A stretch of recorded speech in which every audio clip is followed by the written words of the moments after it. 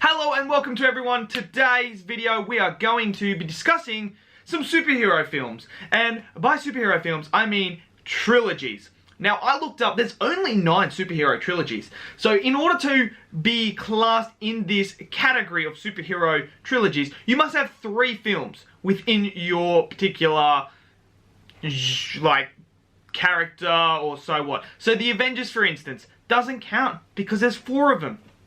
That doesn't count. The XMen with Days of Future Past and First Class, Dark Phoenix is now a part of it, so therefore there's 4 of them. So they don't count. And I'm not just going to take 3 of them and then discredit the other 4. I'm not going to do that. So there's only 9 superhero trilogies. So we're going to get in, I'm going to rank them, I'm going to tell you which ones are the best and which ones I think are the worst, basically. So we're going to start off from 9, as you normally do with a ranking. I don't know why I'm explaining it, because you already all know that stuff.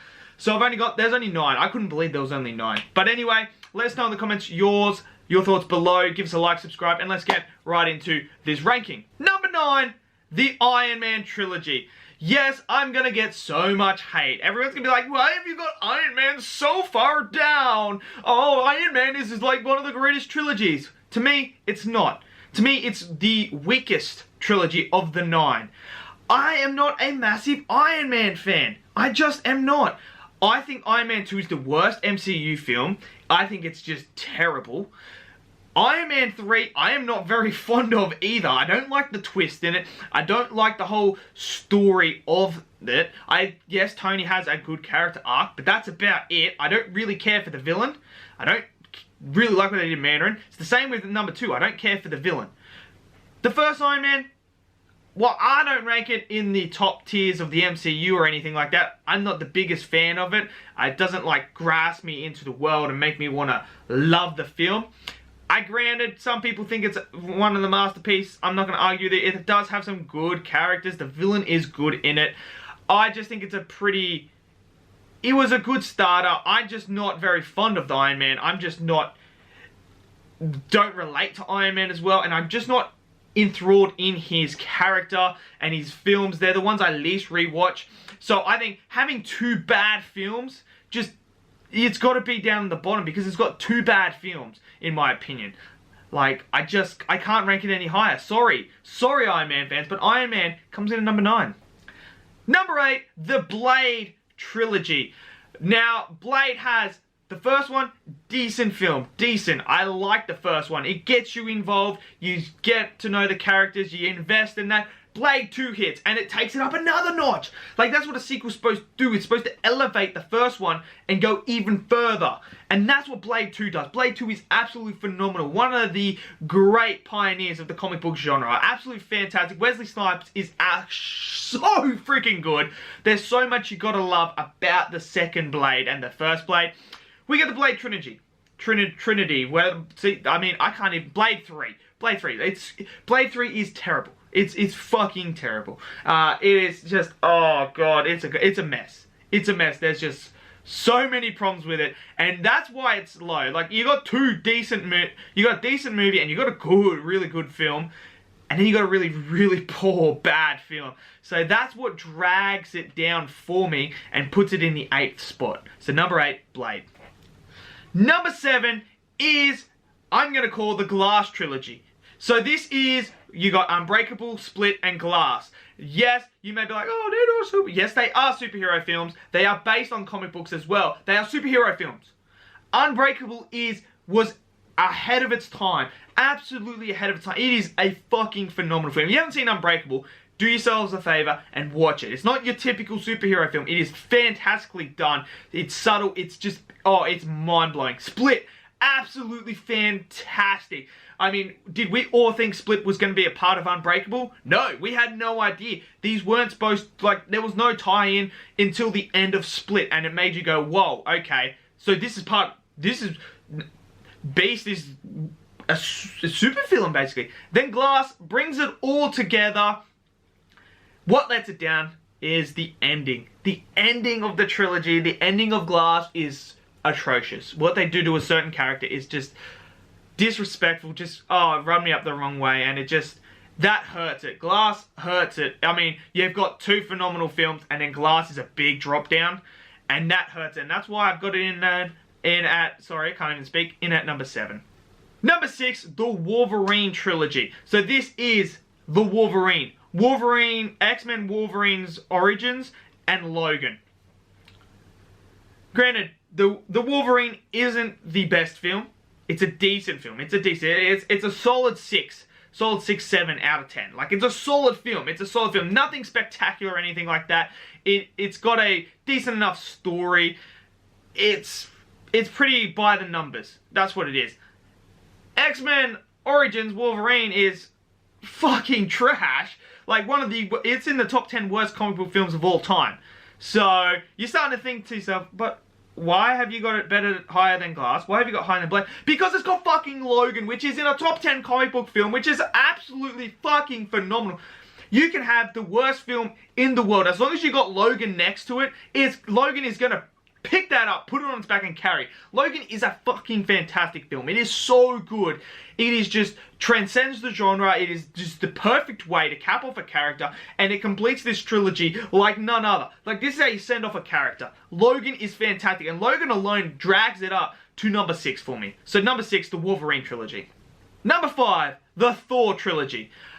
I unabashedly love the first Thor. Absolutely love it. It is in my top, I've got it in like my top 8 MCU films. I love the first Thor. The brother connection, the father-son connection are just phenomenal. I resonate really, really hard with that stuff. So it hits me harder and deeper, and I understand the meaning, and I just feel throughout this film. I think it's a phenomenal film. It looks gorgeous. Everything about the first Thor I love. Thor: The Dark World, the second worst MCU film. It's not very good. The villains are bland, boring, don't care for. Thor and Loki are the only good things that are in it. The love story with Jane is a bit iffy. But then you get the Thor Ragnarok, and Taika just takes the Thor character, deconstructs him, and rebuilds him up. Absolutely phenomenal. Thor Ragnarok is like so good. It's in my top 3 MCU films. It is hilarious. It's got everything I want in a comic book film. Good villains, great characters, great dynamics through the characters, the brother connection, everything about it was just phenomenal. And I think having 2 great films undoes the one and pushes it up and elevates it into my top 5. Number 5, the Thor Trilogy. Number 4, the Sam Raimi Spider-Man Trilogy. I love the Sam Raimi Spider-Man Trilogy. I grew up on it. The first Spider-Man to me is in my top 5 comic book films of all time. I love that first one. I think it is phenomenal. It's a great origin story. Fantastic origin story. The villain, I love the Green Goblin as a villain. His motives, everything behind it works for me. Yes, you gotta remember, this is in the time. Back then, that's why the suits and all that, I look at it as that. Like, because if you put it in today's world, it doesn't work. But back then, it works. And I absolutely love the story. Spider-Man 2. Some people arguably say this is the best Spider-Man ever created, one of the best comic book films ever created. I'm not going to argue with this. You can have that opinion. For me, what drags 2 down from being in the top elite club is the powers. I don't get that. I don't understand how a mental issue can start playing with your biology. That doesn't work to me. That's not how it works. Like, you can't just, your organic web shooters and your organic gripper things just don't vanish because you don't want to be Spider-Man. They don't just vanish. They're a part of your biology now. They're always going to be there no matter what. You're mutated. But overall, that's really the only major issue I have with it, and I still love it. It's got a great villain, great story, and it's got a great meaning behind it. Then we hit Spider-Man 3, which I think is one of the worst comic book films of all time. I don't like it at all, but I think having 2 godlike films outweigh it. It's a bit like the Thor one, except I just think the 2 are better than the other 2, and that's why I've got Spider-Man at number 4. Number 3, the original X-Men Trilogy. So you got the first X-Men, which I think was absolutely phenomenal. Like, this showcased that you could do a grounded in reality comic book film. This is the pioneer. This is the pioneer of the MCU. You won't have the MCU or the DCU or anything like that without these films. These are so nostalgic and they just have so much to them. I love the cast. I love the characters. Magneto, absolutely phenomenal villain, phenomenal character. Everything about it. This is where we get introduced to them all. Then X-Men 2. X2 just elevates it and goes even higher. I have it in my top 10 best comic book films of all time. Like, it's just one of those films that's so freaking good. The storylines just are perfectly woven in between. The love stories, everything about it, the villains, everything about this is fantastic. Then you get to X-Men Last Stand, which is another one. As you can see, it's the trilogies so far all have a bad film, like a really bad film. And here's another one. Last Stand, it's not very good. It's not very good. It's just, it hurts. It hurt. It hurt. It did hurt. As an X-Men fan, it really hurt. But I think having two godlike films again, elevate it. And for me, the X-Men Trilogy, number 3. Number 2, Captain America Trilogy. Now, to me, these next two are the ones that are separated from the other ones because of one thing.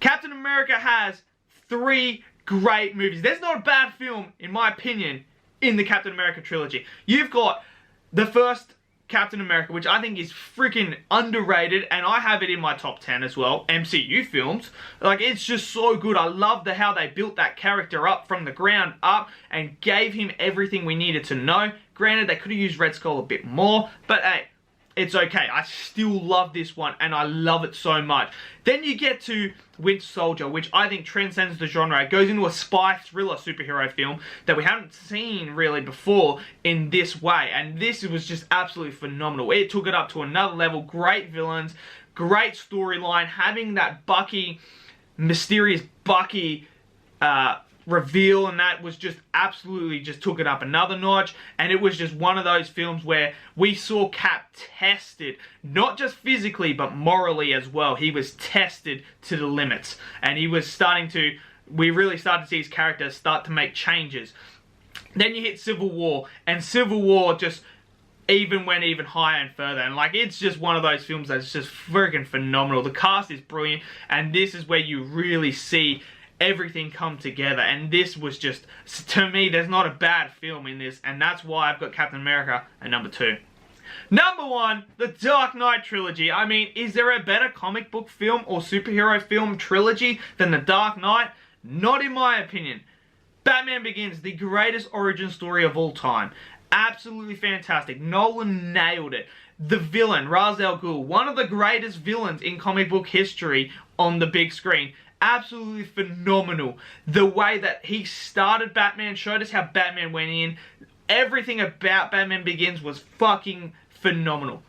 The Dark Knight comes out, and you're thinking to yourself, can Nolan really, really top what he just did? And the guy made the best comic book film of all time in The Dark Knight. Heath Ledger as the Joker. Unbelievable. This movie is like, if I could say there was a perfect comic book film, this is the film that is the closest to being the perfect comic book. Grounded in reality and just a phenomenal story. Fantastic characters. The Joker fits perfectly to being the yin-yang to Batman. Like, their dynamic on screen is perfect.